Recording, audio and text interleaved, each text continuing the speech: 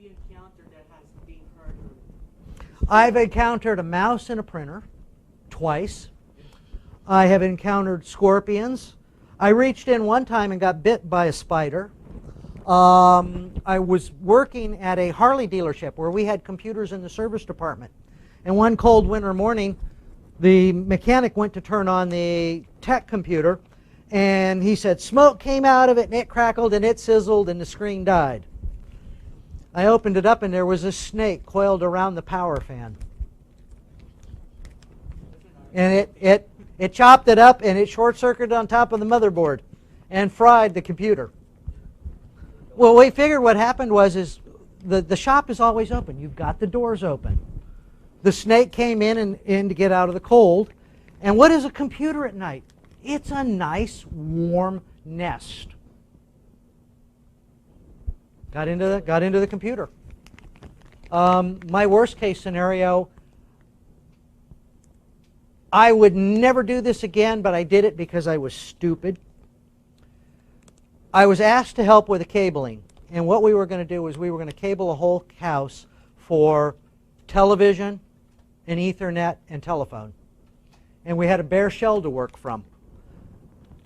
Roof was up and the tar paper was down, but we needed to get in there before they finished all the drywall and electrical and run all the boxes and all the cabling. And I went up into the attic to bring in the incoming line for the DirecTV internet connection because they were going to have satellite internet.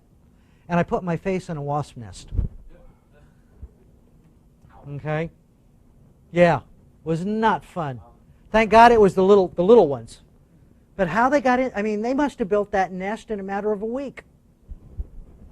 Have you carry the anti-static bags, the ones that you can put parts in? Yes, I do. Yes, I do. I carry those. I also carry a anti-static wand.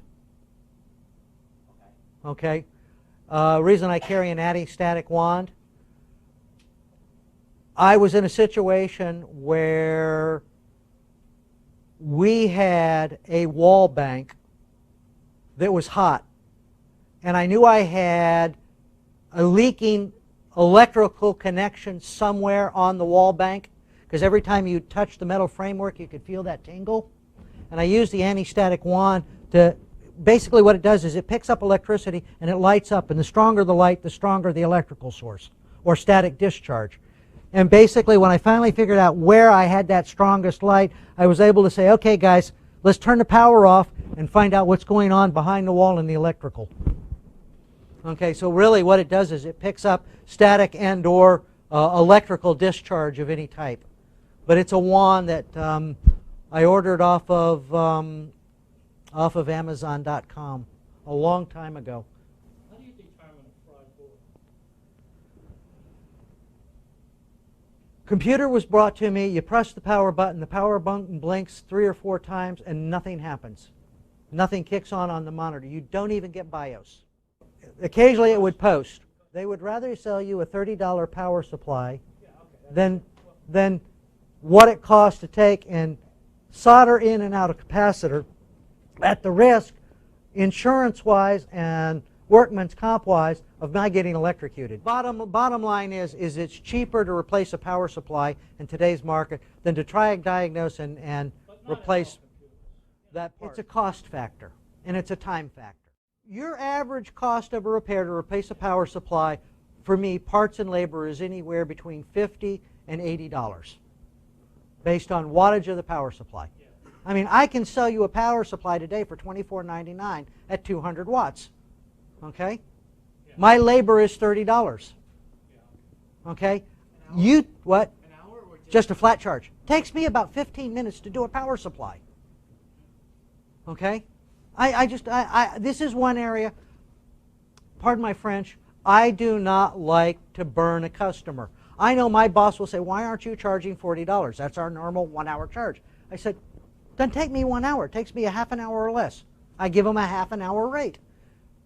How many of these am I doing since I came here? And how many were you doing before I came here? And he got the point. I'm selling power supplies where he hadn't sold a power supply in a year and a half, and I sold 4 in 1 month. Because You tell the customer it's going to cost them $100, they'll look over there and they'll say, forget it, and I'll buy a new computer. You tell them it's going to be $50 or $80, depending on the computer, they're going to say, hey, that's not a bad price. So there's a price point that you as a tech have to have in the back of your head that a client sees as, do I repair or do I replace?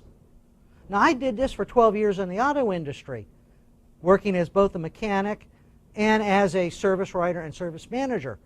You have to look at your customer and you have to look at that vehicle and realize there is a price point beyond which most customers are not going to give you the authorization to repair the car. They'd rather trade it in and get another car. You found that I have found that if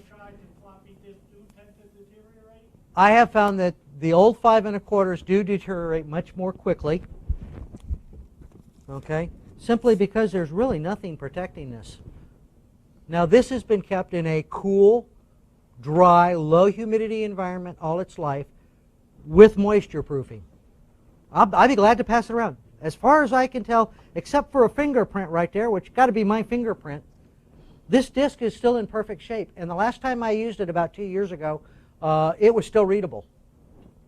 But that's Okay. an exception to the rule. It's an exception to the rule, but that's because I knew to keep it, to protect it.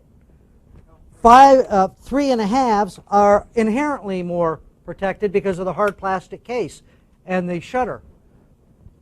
That's a 22-year-old disc. The date on the box is 1989.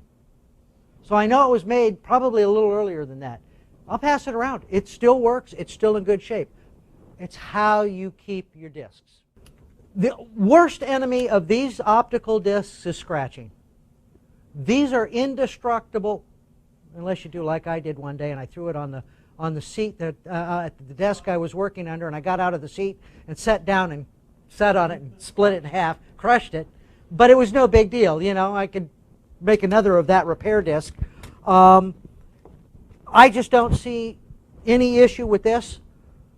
I have had multiple complaints of erased flash drives. Don't put it anywhere near a magnet. You will erase it in less than a second around any kind of magnet. Well, I did the same thing to this one.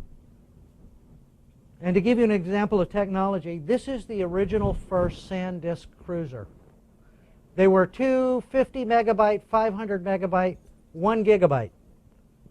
Anyone want to guess what I paid for a 1 gigabyte stick when they first came out? This one was $59.99. They were about 60 bucks. And I can sell you today an 8 gig stick for $6. But I made the mistake. I was working out in the shop, and I had kind of mixed job. I was working. My hobby is restoring an old British sports car, and I was putting in the stereo system that day, and I had the speakers up on the bench because I was installing the head unit in the car and laying the wiring back to the back panel. When I got a call from a customer, could he bring his computer by for me to check it out? And I said sure, and without thinking, I set this up on the desk next to the speaker and erased it because I couldn't find it. When I turned the speaker over, there it's set.